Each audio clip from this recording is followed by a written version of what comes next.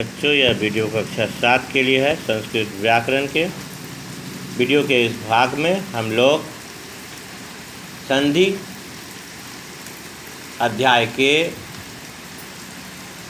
भेदों को जानेंगे, जिसमें पिछले वीडियो में संधि का वर्णन था और दीर्घ संधि तथा गुण संधि के बारे में मैंने आप लोगों को बताया था। यह दीर्घ संधि और गुण संधि के पश्चात वृद्धि संधि है और उसके आगे का वर्णन इस प्रकार से है। आपके सिलेबस में केवल स्वर संधि के बारे में जानना है, इसलिए ध्यान दें। वृद्धि संधि जब पहले पद के अंत में अ या आ हो तथा दूसरे पद का पहला वर्ण ए या ऐ हो, तो इन दोनों के मिलने पर ऐ बन जाता है। यानी पहले शब्द का अंतिम अक्षर और दूसरे शब्द का पहला अक्षर, पहले शब्द इन्हीं के मेल से संधि का निर्माण होता है। जो संधि होती है वह इन्हीं के कारण से होती है, उसी में विकार उत्पन्न होता है।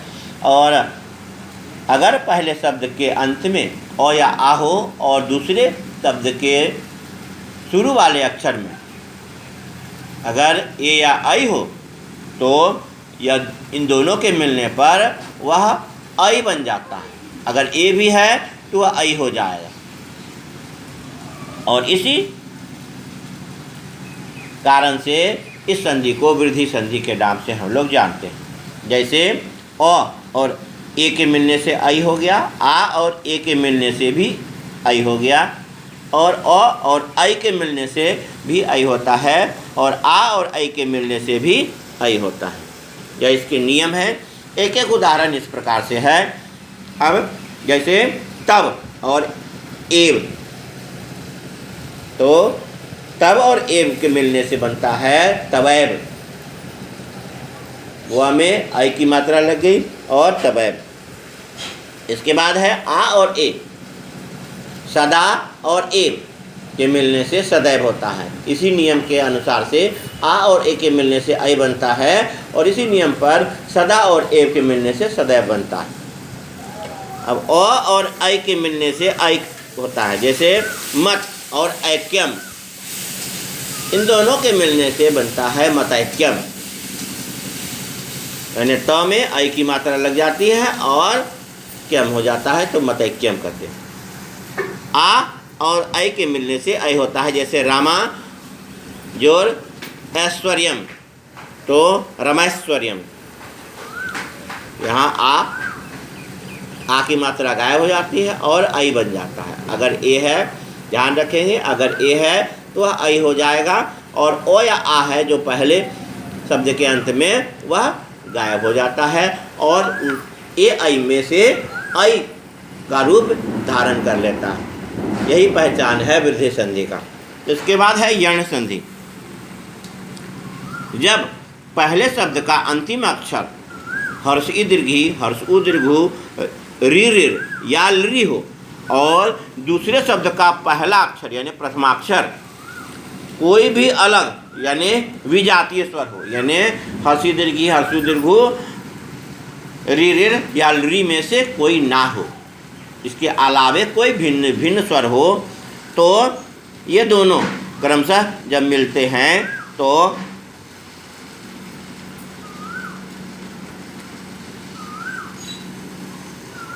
वह अलग रूप को धारण करते हैं।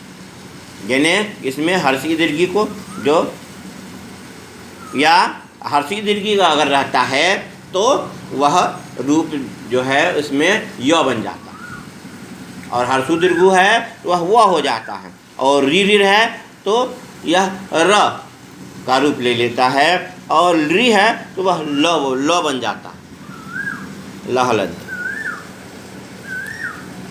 यानी पहले भाग में अगर हर्षी है और दूसरे भाग में हर्षी दीर्घी से कोई भी भिन्न कोई दूसरा स्वर है, उसमें जो नियम है कि पहले भाग में हर्ष ई दीर्घी, हर्ष ऊ दीर्घ, री रीर और री यह होता है, और इन सभी को छोड़कर कोई दूसरा भिन्न स्वर होता है तो उसके और हर्ष ई दीर्घी के मिलने से एक नए रूप का निर्माण होता है।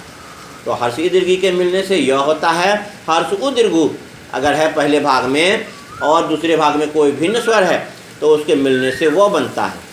और अगर री या रिर है पहले भाग में और दूसरे भाग में कोई भी दूसरा भिन्न स्वर है तो वह र का रूप ले लेता है, और अगर री है तो वह ल का रूप ले लेता है। अब उदाहरण इस प्रकार से है, ई पहले शब्द का अंतिम अक्षर ई हो और दूसरा में कोई भी भिन्न स्वर हो, इसके मिलने से यह बन गया। जैसे यदि और अपि, दूसरे भाग में अ है तो इन दोनों के मिलने से यद्यपि हो गया। कारण है तो वह ई भी परिवर्तित होकर के इसमें मिल जाता है और दोनों के मिलने से यह हो जाता है, तो यद्यपि बना।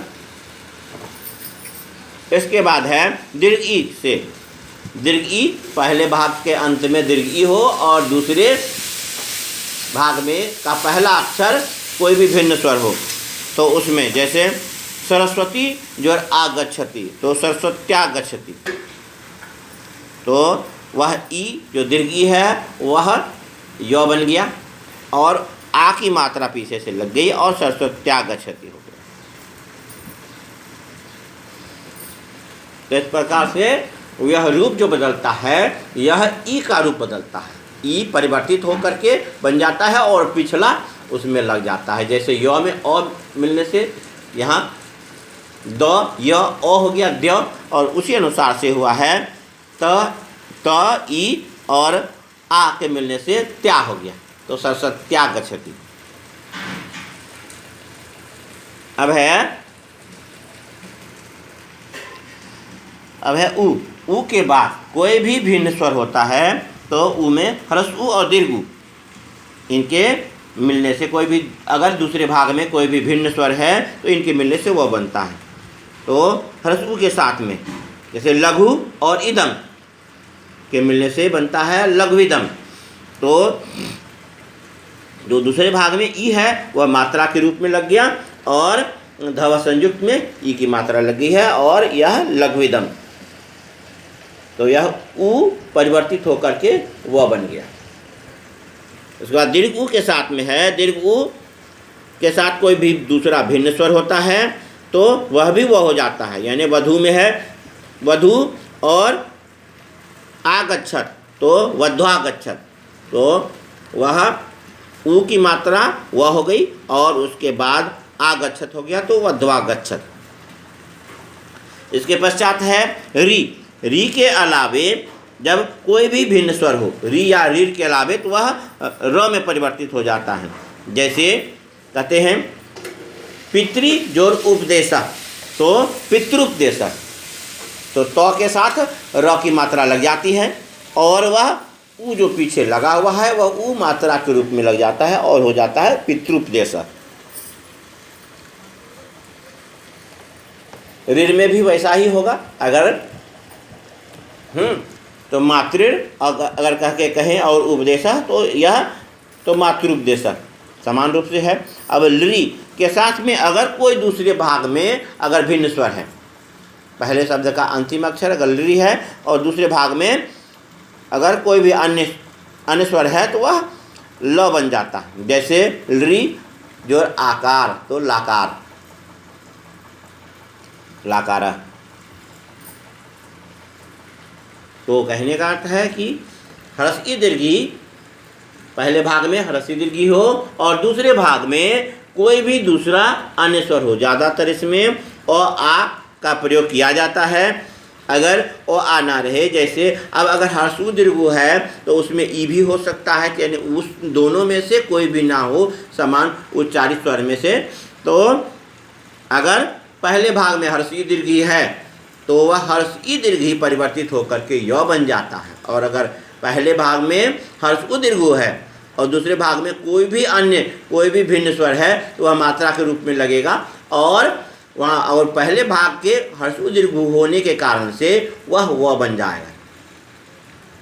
और री तथा रिर अगर है पहले भाग में और दूसरे भाग में कोई भी अन्य भिन्न स्वर है तो उन दोनों के मिलने से वह र बन जाएगा। पहला जो री है वह र में परिवर्तित हो जाएगा और दूसरा उसमें मात्रा के रूप में लग जाएगा।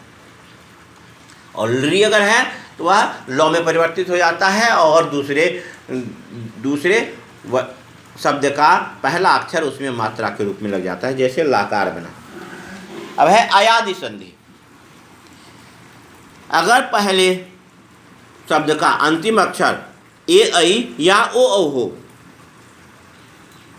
और दूसरे भाग में इसके अलावे कोई भी भिन्न स्वर हो, यानी ए ऐ अगर है तो ए ऐ ना हो और ओ औ है तो ओ औ ना हो, तो ए का ऐ हो जाता है, ऐ का आय हो जाता है, ओ का औ हो जाता है और औ का आव हो जाता है। कहने का अर्थ है कि पहले शब्द का अंतिम अक्षर अगर ए है और दूसरे भाग में कोई भी अन्य भिन्न स्वर है तो वह दोनों के मिलने से अय बनता है। अगर ऐ है पहले भाग में और दूसरे में कोई भी भिन्न स्वर है तो वह उन दोनों के मिलने से आय बनता है। और अगर पहले भाग में ओ है और दूसरे भाग में कोई भी भिन्न स्वर है उन दोनों के मिलने से अव बनता है। और अगर पहले भाग में यानी पहले भाग का अंतिम अक्षर औ है और दूसरे भाग में कोई भी भिन्न स्वर है तो उन दोनों के मिलने से आव बनता है। उदाहरण इस प्रकार से है, पहले भाग में अगर ए हो दूसरा में कोई भी भिन्न स्वर हो तो जैसे से, स ए से और अनम, तो यह ए और अ के मिलने से अय बन गया तो शब्द हो गया शयनम। शयनम को जब भी तोड़ा जाता है तो इसका दो भाग होगा, से और अनम, शयनम। अब ऐ और दूसरे भाग का जो शब्द है वह आय बनता है, तो जैसे ग और अनम तो गायनम। आई होने के कारण से वह उसमें आय हो गया। तो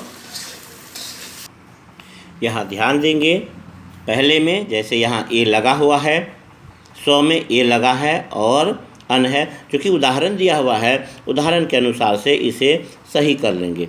यहाँ पर ग में ऐ की मात्रा होगी, ऐ की मात्रा कहने का मतलब है यहाँ पर दो तिरछा लाइन होगा जो आपके पुस्तक में नहीं है, इसे करेक्ट कर लेना है।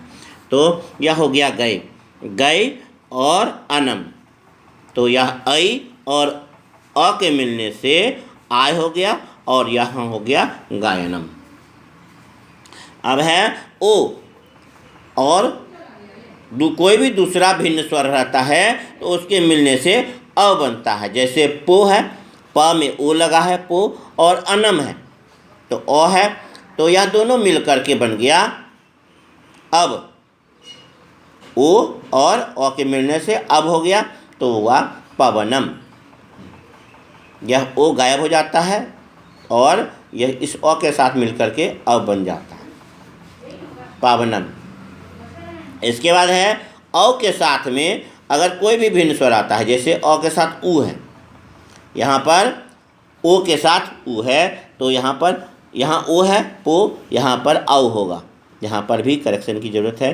तो इसमें इस भाग में यहाँ पर लिखेंगे औ, भव और उक, तो भावुक, भावुक, तो आव हो गया औ और कोई भी भिन्न स्वर रहे तो कुछ भी हो सकता है, उसके तरह का ना हो, समान स्वर नहीं होना चाहिए, कोई भी अन्य स्वर होता है। ए के अलावे दूसरे भाग में यानी दूसरे शब्द का पहला अक्षर कोई भी अन्य स्वर है तो उन दोनों के मिलने से अय बनता है। और अगर ऐ है और दूसरे भाग में कोई भी भिन्न स्वर है तो आय बनता है। ओ है और दूसरे भाग में कोई भी भिन्न स्वर है तो मिलके अव बनता है। अगर अव है और दूसरे भाग में कोई भी अन्य भिन्न स्वर है तो वह मिलके अव के स्थान पर आव हो जाता है। वही है शयनम, गायनम, पवनम और भावुकम। इन सभी का जो जब विग्रह होगा तो वह बनेगा से और अनम, गए और अनम, पवनम का विग्रह होगा पो और अनम, और भावुक का विग्रह होगा तो भाव और उका, भावुक। तो यह थे अयादि संधि। यण संधि के बाद अयादि संधि। यण संधि और अयादि संधि में थोड़ा थोड़ा अंतर है। इसमें यण संधि में हर्ष ई दीर्घी मिल करके य होता है, हर्ष उ दीर्घ मिल करके व होता है, और री रीर के मिलने से र होता है, और री ल में बदल जाता है, और पिछले शब्द में जो मात्राएं लगी होती हैं वह उसमें लग जाती हैं। तो इसी कारण से इसे यण संधि कहते हैं। और अयादि संधि में पहले भाग में अगर ए ऐ ए हो और दूसरे भाग में कोई अन्य स्वर हो तो वह मिल करके ऐ हो जाएगा, और दूसरे भाग में अगर पहले भाग में अगर ऐ है और दूसरे भाग में कोई भी अन्य स्वर है तो दोनों के मिलने से आय हो जाएगा, और पहले भाग में अगर ओ है और दूसरे भाग में अन्य कोई भी भिन्न स्वर है तो उन दोनों के मिलने से अब होगा, और पहले भाग में अगर औ है और दूसरे भाग में कोई भी अन्य भिन्न स्वर है तो उन दोनों के मिलने से आव होगा। तो यथा इस प्रकार से लोग इस पुस्तक में जो भी उदाहरण दिए गए हैं और जो नियम है उन सभी नियमों को उसके भेदों के साथ में पढ़ेंगे और उसे लिख कर याद करेंगे। ऊपर में नियम लिखा हुआ है, नीचे उन अक्षरों का उदाहरण दिया हुआ है, उससे क्या बनता है वह भी दिया हुआ है, और एक एक उदाहरण भी दिया हुआ है, उस अनुसार से उसे बोलकर पढ़ेंगे। तो इस प्रकार से हम लोग आए दीर्घ संधि, गुण संधि, वृद्धि संधि, यण संधि और अयादि संधि, जो पांचवा भेद है। पांचवें भेद के बाद छठा भेद होता है पूर्व रूप संधि, और सातवां भेद होगा पर रूप संधि। पूर्व रूप संधि में जो है इसमें पहला रूप, ध्यान देंगे, पूर्व रूप मतलब पहले शब्द का जो अंतिम अक्षर होता है वह रह जाता है, और दूसरे शब्द का जो पहला अक्षर है वह गायब हो जाता है, और इस कारण से इसे पूर्व रूप यानी पहले का रूप धारण करने के कारण से इसे पूर्व रूप संधि कहते हैं। और पर रूप संधि यानी पहले शब्द का जो भी है वह रूप, और दूसरे शब्द का जो रूप है, दूसरे शब्द का पहला अक्षर वह रह जाता है, और पहले शब्द का पहला अंतिम अक्षर जो है वह गायब हो जाता है। इस कारण से इसे पर रूप संधि कहते हैं। तो पूर्व रूप संधि में पद का अंतिम अक्षर ए या ओ हो, कंडीशन है का अंतिम अक्षर अगर ए या ओ हो, और आने वाला अक्षर दूसरे शब्द का आने वाला पहला अक्षर अगर अ यानी केवल ह्रस्व हो, केवल ह्रस्व हो तो अयादि संधि न होकर यह पूर्व रूप संधि का नियम लागू होगा। और अगर इसमें सिर्फ ओ अगर रहता है, ओ अपने रूप में रहता है, और तो उसका उच्चारण करना मस्ट हो जाता है, क्योंकि ए ऐ के बाद में अगर ओ आता है तो वहाँ पर नियम लागू नहीं होता है। ऐसी स्थिति में जब अगर ए आता है और उसमें से केवल यह और कोई दूसरा नहीं आ रहा है, अगर ए आएगा तो वैसी स्थिति में यहाँ पर पूर्व रूप संधि लगेगा। अयादि संधि ना होकर के या अंतिम अक्षर अगर ए है या ओ है, इन दोनों में से कोई भी हो, और दूसरे शब्द का पहला अक्षर अगर अ है तो इन दोनों में अयादि संधि नहीं होगा, वह पूर्व रूप संधि होगा। तो अ पूर्व पद और ए या ऐ के में बिना परिवर्तन के मिल जाएगा, और पहचान के लिए अ के स्थान पर इस प्रकार से अवग्रह चिन्ह, इसका उच्चारण भी अ की तरह ही होता है, और यह अवग्रह चिन्ह लगता है।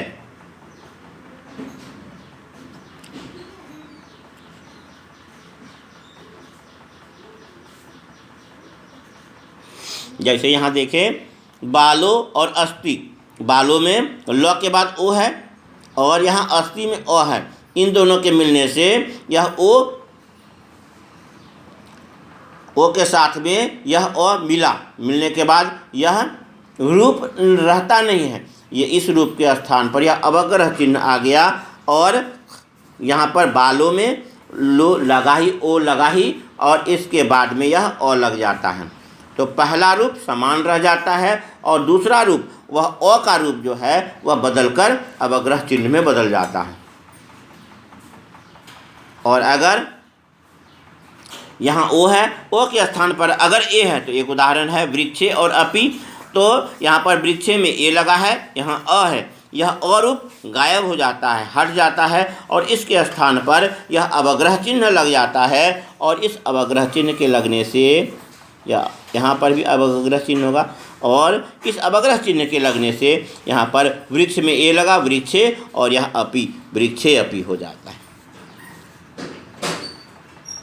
तो पहले शब्द का अंतिम अक्षर अगर ए या ओ हो और दूसरे शब्द में आने वाला अक्षर अगर अ हो तो पूर्व रूप संधि का नियम लागू होता है और वह अ का रूप परिवर्तित होकर वहाँ पर लगता है, वहाँ पर य का प्रयोग या आई का प्रयोग नहीं किया जाता। अब है पर रूप संधि। अगर पहले शब्द का अंतिम यदि अकारांत उपसर्ग हो, यानी अ से अंत होने वाला उपसर्ग हो और दूसरे भाग में अगर ए या ओ आए। पूर्व रूप में था कि पहले भाग का अंतिम अक्षर अगर ए है या ओ है। अब इसमें है कि पहले भाग में अगर अ है और दूसरे भाग में अगर ए या ओ आता है, ए या ओ आता है से शुरू होने वाला कोई भी धातु हो, यानी क्रिया का शब्द हो, तो वहाँ पर क्रम से अगर ए है तो वह ए रह जाएगा और अ गायब हो जाता है। और अगर ओ है तो वह ओ हो जाता है, यहाँ से भी अ गायब हो जाएगा। और इसमें यहाँ अवग्रह नहीं लगेगा क्योंकि अवग्रह पिछले वाले रूप में लगता है, पहले वाले रूप में से वह लुप्त हो जाता है। और इस स्थिति के कारण से इसे पर रूप संधि कहते हैं। पूर्व रूप संधि में जो है वह मात्रा पहले शब्द की अंतिम मात्रा वह रह जाती है और वह अपरिवर्तित होकर के अवग्रह रूप में आ जाता है। लेकिन अगर पहले शब्द का अंतिम अक्षर अगर अ है और दूसरे भाग में अगर ए या ओ आता है तो वह पहले भाग का अ जो लगा हुआ है वह गायब हो जाता है, हट जाता है। और दूसरे भाग में अगर ए आया है तो वह ए मात्रा में लग जाएगा, जैसे यहाँ पर है और जैसे यहाँ है। तो अब यहाँ पर है प्र उपसर्ग में है और यहाँ पर क्रिया का शब्द है एष्यति। तो प्रेष्यति प्र और एष्यति प्रेष्यति। और अब जोर तो प्र के अ की तरह यहाँ पर अब में भी जैसे वह हलंत है और अ है, यहाँ पर अ मिला हुआ है, यह अ हट जाता है और यह ओ मात्रा के रूप में ओसति क्रिया की मात्रा इसमें अब अवोसति यह मात्रा इसमें लग जाती है। तो यह थे पूर्व रूप संधि और पर रूप संधि। इसके बाद है प्रकृति भाव, यानी जिसको प्रगृह संज्ञा भी कहते हैं। संधि के नियम लागू होने पर भी जब संधि ना करके उसे प्राकृतिक रूप में ही रखने का नियम हो तो इसे प्रकृति भाव कहते हैं। यानी जुड़ गया है, जोड़ने का नियम है, जोड़ने के अलावे अगर ऐसा हो और कि वह जुड़े ना तो इसे प्रकृति भाव कहते हैं। वह प्राकृतिक रूप में ही रह जाए, वैसे ही अलग अलग रह जाए तो इसे प्रकृति भाव कहते हैं और इसे प्रगृह संज्ञा भी कहा जाता है। एक स्वर वाले अव्यय अगर आते हैं तो वह दोनों अगर आपस में मिलते हैं तो इस प्रकार से, जैसे ई और इंद्र, तो ई इंद्र, उ उमेश, तो उ उमेश। ज़्यादातर इसका प्रयोग संधि में नहीं पूछा जाता है, परंतु यह जानने के लिए है अगर प्रकृति भाव क्या है तो आप यह बताएं। जब संधि का नियम लागू होने पर भी अगर संधि न करके अगर वह प्राकृतिक रूप में रखा जाए तो रखने का अगर नियम हो तो उसे प्रकृति भाव कहते हैं। द्विवचन के अंत में अगर द्विवचन का शब्द है, अगर उसके अंत में अगर ई, उ या ए हो तो इन सभी के स्थानों पर शब्दों के धातु रूप आने पर भी वह प्रगृह संज्ञा होता है। वह वैसे ही रूप में रहेगा जैसे कवि और ए तो दोनों मिला वह द्विवचन रूप है, तो उसमें जो लगा हुआ है वह वैसे ही रह जाएगा। विष्णु और ए तो विष्णु ए तो, लते और एते तो लतेते, गिरी और इमो गिरी इमो, और सेवेते और इमो सेवेते इमो, और भाषते और एतो भाषते एतो। संबोधन के ओ की और दूर से पुकारने पर जब अंतिम स्वर लुप्त हो जाता है तो उसकी भी प्रगृह संज्ञा होती है। जैसे अतः इच्छा से, हाँ, शंभो और आया ही, पुकारने की स्थिति है तो शंभो आया ही, इस प्रकार से लिखा जाता है। यह ओ का वैकल्पिक रूप है, यह इस प्रकार से अलग अलग होता है, आया ही, और यह प्लुत स्वर बीच में लग जाता है। जैसे हरि हरे आगच्छ, तो पुकारने के अर्थ में होता है, संबोधन में या किसी को बुलाने के अर्थ में, तो उसमें प्लुत लगता है, प्लुत का लोप हो जाता है और वह अंतिम प्लुत का लोप हो जाता है। जैसे यहाँ पर है तो इसका लोप हो जाता है, यह प्लुत स्वर है लगा हुआ है, और यह शंभो आया ही, तो इस प्रकार से इसे कहते हैं शंभो आया ही। लगा भी सकते हैं, उसे हटा भी देते हैं, यह नियम है, तो वह सिर्फ लुप्त होता है और उसे इस प्रकार से लिखा जा सकता है। अदस यानी अदस शब्दों के रूपों में अमी अमु पदों के प्रगृह संज्ञा होने पर प्रकृति भाव रह जाता है। जैसे अमु और आगच्छत, तो अमु आगच्छत, अमी और ईशा, अमी ईशा।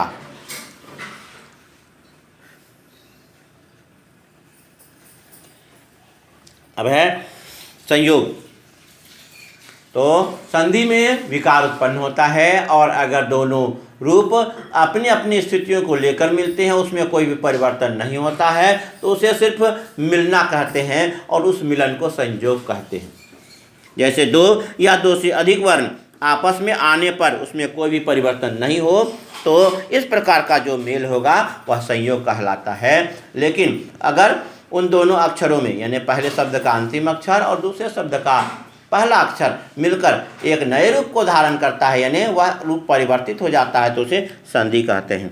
तो यह थे संधि के भाग और उसके भेद।